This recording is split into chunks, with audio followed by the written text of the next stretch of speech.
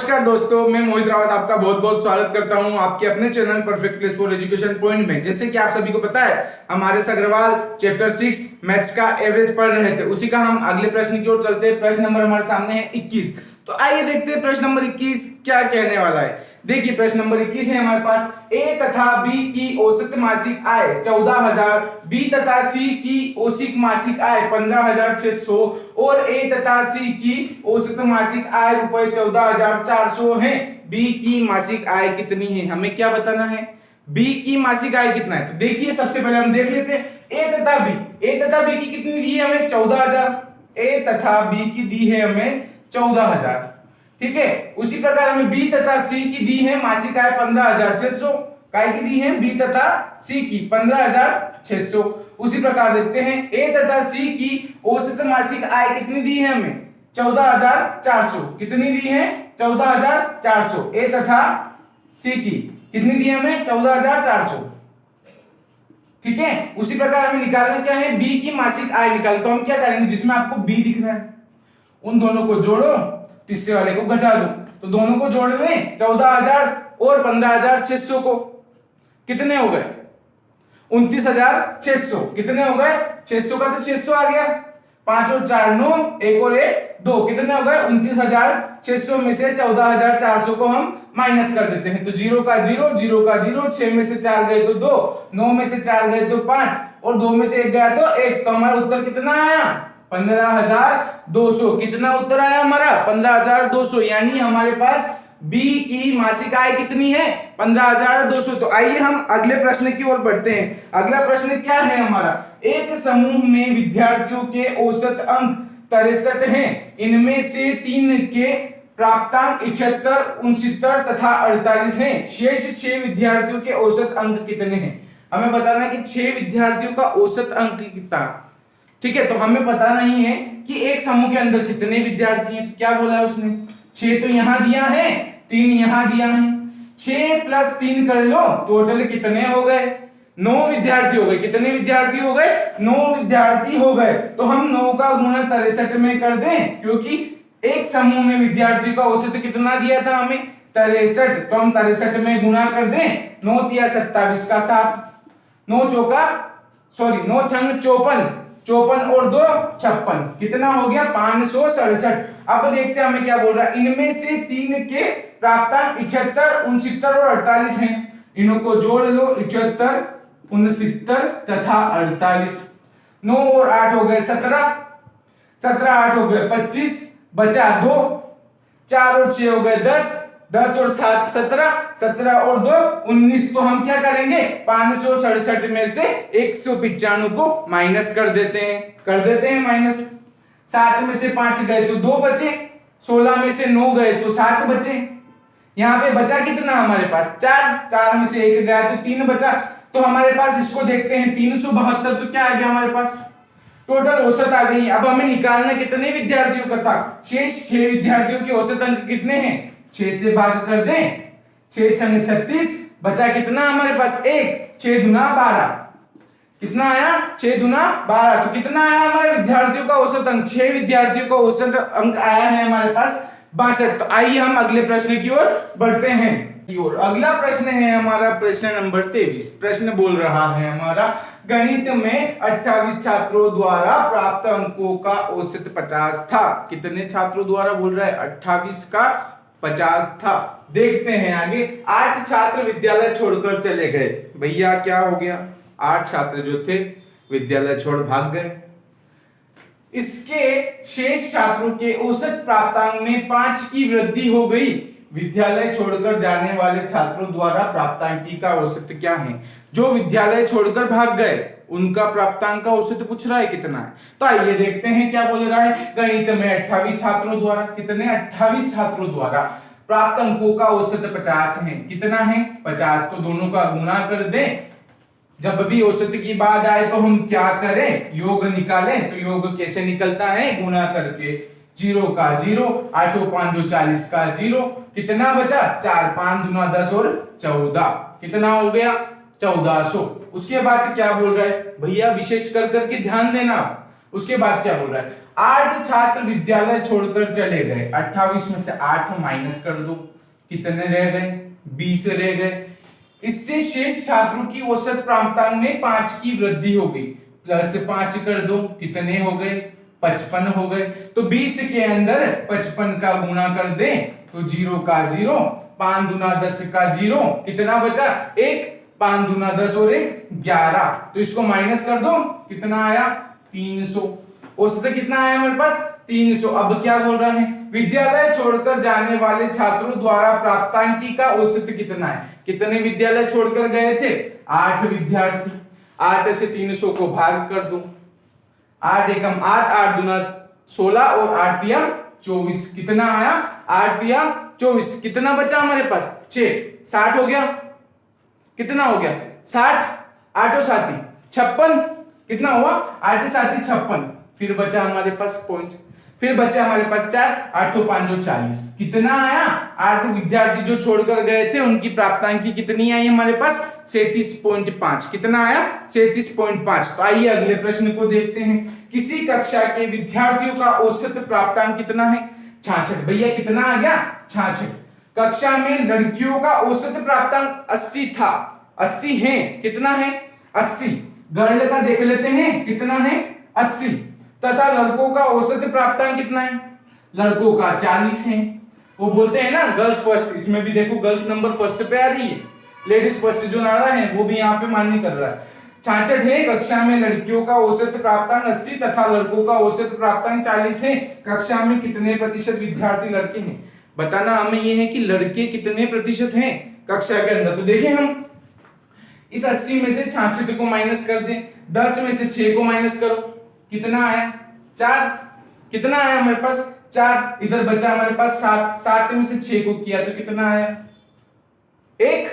इधर देखते हैं हमारे पास कितना आ रहा है, 66 में से 40 को माइनस कर दें, कितना आया हमारे पास 26, कितना आया 26, 2 से काट दें 13 दूना 26, 2 से काट दें 7। अब हमें निकालना किसका है, लड़कों का निकालना है, तो लिखो भैया लड़कों का प्रतिशत ऊपर और दोनों को जोड़कर की बटे में लिख दो, 13 और 7 20 हो गए, कितने हो गए 20। और प्रतिशत निकालने के लिए क्या करते हैं हम, 2 जीरो लगा दें, 0 से 0 काट दो, 2 5 10, 7 5 35। तो लड़कों का प्रतिशत कितना आया 35% लड़के हैं कक्षा में, कितने प्रतिशत लड़के हैं 35%। तो आइए बढ़ते हैं अगले प्रश्न की ओर। देखिए अगला प्रश्न है हमारा क्वेश्चन नंबर 25। 120 छात्रों का औसत प्राप्तांक 35 था, कितना बताया है 35। यदि उत्तीर्ण हुए छात्रों का औसत प्राप्तांक 39 हो तथा अनुत्तीर्ण हुए छात्रों का औसत प्राप्तांक 15 हो तो कितने छात्र उत्तीर्ण हैं। उत्तीर्ण और अनुत्तीर्ण छात्रों का क्या पूछ रहा है हमसे, औसत, और पूछ रहा है कितने छात्र उत्तीर्ण हैं। तो सबसे पहले देख लेते हैं उत्तीर्ण छात्र कितने थे हमारे पास, औसत कितना था 39, कितना था 39। अनुत्तीर्ण का देख लेते हैं, अनुत्तीर्ण कितने थे हमारे पास, कितने थे अनुत्तीर्ण हमारे पास, देखो अनुत्तीर्ण कितने थे हमारे पास, तथा अनुत्तीर्ण हुए छात्रों का औसत प्राप्तांक 15 था। औसत प्राप्तांक था कितना एक्चुअली 35, 39 में से 35 को माइनस किया 4 आ गया, 35 में से 15 को माइनस कर दिया 20 आ गया, 4 एकम 4, 4 5 20, कितना आया 5:6, दोनों को जोड़ लें 6x आ गया। यूनिट कितनी बता रहा है 6x, और यूनिट हमारे पास कितनी दी है 120, तो बराबर 120 कर देते हैं, 6 दूना 12 और 0 का 0, तो x बराबर कितना आया हमारे पास 20, कितना आया x बराबर हमारे पास 20। अब पूछ क्या रहा है वो, औसत प्राप्तांक 15 हो तो कितने छात्र उत्तीर्ण हुए। अगर हमसे उत्तीर्ण का पूछा तो उत्तीर्ण में गुणा कर दे, अनुत्तीर्ण का पूछा तो अनुत्तीर्ण में गुणा कर देंगे। तो उत्तीर्ण छात्र देखते हैं, 5 गुणित 20 कर दे, 100 छात्र क्या थे उत्तीर्ण हो गए। कितने छात्र उत्तीर्ण हो गए 100 छात्र उत्तीर्ण हो गए। तो देख लो अगला प्रश्न क्या है, सेम प्रश्न है, अगर चाहो तो आप लोग करके बता सकते हो, लेकिन मुझे पता है आप लोग नहीं बताने वाले हो। आइए देख लेते हैं अगला प्रश्न। किसी परीक्षा में छात्रों तथा छात्राओं के औसत प्राप्तांक क्रमशः 71 तथा 73 है। क्या बोल रहा है 71 तथा 73 है। समस्त विद्यार्थियों का औसत प्राप्तांक कितना बताया है 71.8, कितना बताया है 71.8। छात्रों तथा छात्राओं का अनुत्तीर्ण सॉरी छात्रों तथा छात्राओं का अनुपात कितना है, क्या पूछ रहा है, अनुपात कितना है। 73 में से माइनस कर दे, कितना आया 1.2। 71 में से माइनस कर दे, कितना आया, बड़ी वाले में से छोटे वाले को माइनस करेंगे, ध्यान में रखना, कितना आया 0.8। कितना आया हमारे पास 0.8। पॉइंट से पॉइंट काट दे, ठीक है, और इस पॉइंट से इस पॉइंट को काट देते हैं। 4 दूना 8, 4 दिया 12, तो कितना आ गया 3:2। क्या पूछा था उसने हमसे, अनुपात पूछा था, जो कितना आया 3:2। अगर आपसे पूछ ले कि छात्रों की संख्या कितनी है तो 3/5 गुणित 100 कर देना, और पूछ ले छात्राओं की संख्या कितनी है तो 2/5 गुणित 100 कर देना, ठीक है, तो आपका आंसर आ जाएगा। उससे पूछा क्या था उसने हमसे, अनुपात पूछा था, जो अनुपात हमारे पास आ गया है 3:2। देखिए अगले प्रश्न की ओर चलते हैं। अगला प्रश्न है 4 धनात्मक पूर्णांकों का औसत 72.5 है। कितना है, 4 का औसत दिया है 72.5, तो गुणा कर दे दोनों का, 4 गुणित 72.5, तो कितना आया 5 चौका 20 का 0, पॉइंट से 0 कट गया। 4 दूना 8 और 2 10 का 0, बचा हमारे पास 1, 7 चौके 28 और 2 कितना हो गया, सॉरी 7 चौके 28 और 1 29, कितना हो गया 290। अब क्या बोल रहा है, इनमें सबसे बड़ा पूर्णांक 117 तथा सबसे छोटा पूर्णांक 15 है। 117 प्लस 15 कितना हो गया 132। इसको घटा दे, 10 में से 2 गया तो 8, 8 में से 3 गया तो 5, 2 में से 1 गया तो 1, कितना आया 158। शेष दो पूर्णांकों का अंतर 12 है। दो पूर्णांक ले लें, कितने ले लें, दो पूर्णांकों का अंतर 12, तो 158। यहां तो a प्लस बी हो गया, क्या हो गया a प्लस बी, तो 152 आ गया। अंतर लेते हैं a माइनस बी कर दें, कितना है 12, b से b कट गया, इधर बचा हमारे पास 2a, बराबर इन दोनों को जोड़ ले, कितना आया 170। कितना आया हमारे पास 170, तो a बराबर 170/2, कितना आया a बराबर 170/2, 2 8 16, बचा 1, कितना हो गया 10, 2 5 10, तो कितना आया हमारे पास अंतर 85, कितना आया 85। तो क्या बोला था, शेष दो में से बड़ा पूर्णांक क्या है, बड़ा पूर्णांक है हमारे पास 85। कितना है बड़ा पूर्णांक हमारे पास 85। आइए अगले प्रश्न की ओर बढ़ते हैं। अगला प्रश्न है हमारे पास, एक कार की 7 माह की पेट्रोल को औसत मासिक खपत 110 लीटर है, यानी कि हर माह 110 लीटर खाती है।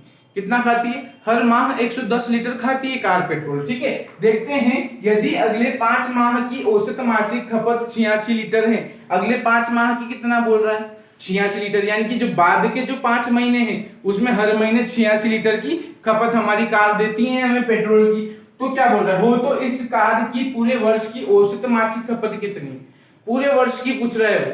यानी हम क्या करें, सबसे पहले 110 तो क्या के लिए था हमारे पास 7 माह के लिए, धन इसमें ही जोड़ ले, कितना जोड़ ले 5 माह के लिए 86 लीटर को जोड़ लेते हैं, बटे 12 से भाग कर दें। अब आया यहाँ पर 12 से भाग क्यों किया, क्योंकि एक वर्ष में 12 महीने होते हैं, हमें बताना है मासिक, ठीक है, काय के लिए बताना है मासिक खपत, यानी मंथली खपत कितनी है, तो दोनों का गुणा कर दें, कितना आया हमारे पास, सॉरी 0 का 0 77 प्लस कितना हो रहा है 6 5 30 का 0, बचा 3, 8 5 40 और 3 43, कितना आया 43/12, दोनों को जोड़ दे तो कितना आया हमारे पास 1200, कितना आया 1200/12, 12 एकम 12, कितना हो गया 100। तो उसकी मासिक खपत कितना है पूरे वर्ष की, पूरे माह की, एक माह की मासिक खपत है उसकी 100 लीटर, यानी वो कार जो है पूरे साल में हर महीने 100 लीटर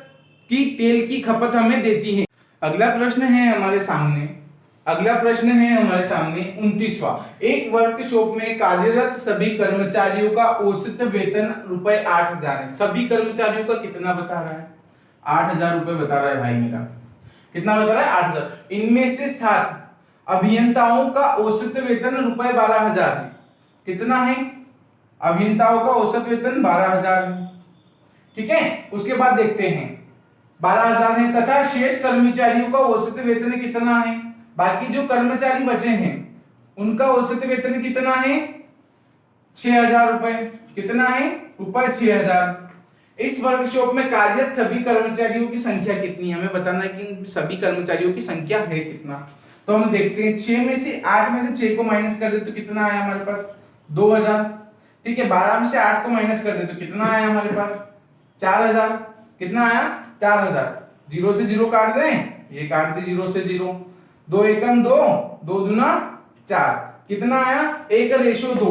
तो 1 बराबर तो हमें कितना दिया है 7। देखो अभियांत्रिकी को बराबर तो कितना दिया है x बराबर 7 दिया है। बाकी जो कुल थे वो कितने थे 2 और 1 3 हो गए, 3 का गुना कर दो, x बराबर कितना हो गए 7। x क्या था हमारे पास, x क्या था, जितने भी कार्य थे वहां पर वो सभी हमारे पास x थे। तो x बराबर कितना आया हमारे पास 21, यानी सभी कर्मचारियों की संख्या कितनी थी हमारे पास 21। तो आइए हम अगले प्रश्न की ओर बढ़ते हैं। नंबर 30, 4 कमाने वाले सदस्यों के एक परिवार की औसत मासिक आय रुपए 15,130 थी। 4 जने हैं भैया कमाने वाले, उनकी कितनी है औसत मासिक आय 15,130। दोनों का गुणा कर दो, क्या कर दो गुणा कर दो, कर देते हैं गुणा। 0 का 0, 4 तिया 12 का 2, हासिल आया 1, 4 एकम 4 और 1 5, 4 और 5 20 का 0, बचा कितना 2, 4 एकम 4 और 2 6। कितनी हो गई, चारों की औसत वार्षिक आय हो गई अब 60,520। साल भर में इतना कमाते हैं या महीने भर में कमाते हैं। चलो अब देखते हैं। इनमें से एक पुत्री का विवाह हुआ तथा वह घर से विदा हो गई, इससे परिवार की औसत आय घटकर रुपए 14,660 हो गई। 4 थे उसमें से एक घट गई, 3 की कितनी थी 14,660। इसका भी गुणा कर देते हैं। 0 का तो 0 आ गया, 6 ती 18 का 8, एक बचा 6 ती 18 और 1 19 का 9, एक बचा 4 ती 12 और 13 का 3, 80 बचा 1, 3 एकम 3 और 1 4। कितनी हो गई 43,980। अब पूछ क्या रहे हैं, विवाहित पुत्री की मासिक आय कितनी थी, जो विवाह करके चली गई उसकी मासिक आय थी कितनी। बड़ी वाली में से छोटी वाली को घटा दें। 0 का तो 0, 12 में से 8 गया तो 4, 14 में से 9 गया, कितना बचेगा भाई 5।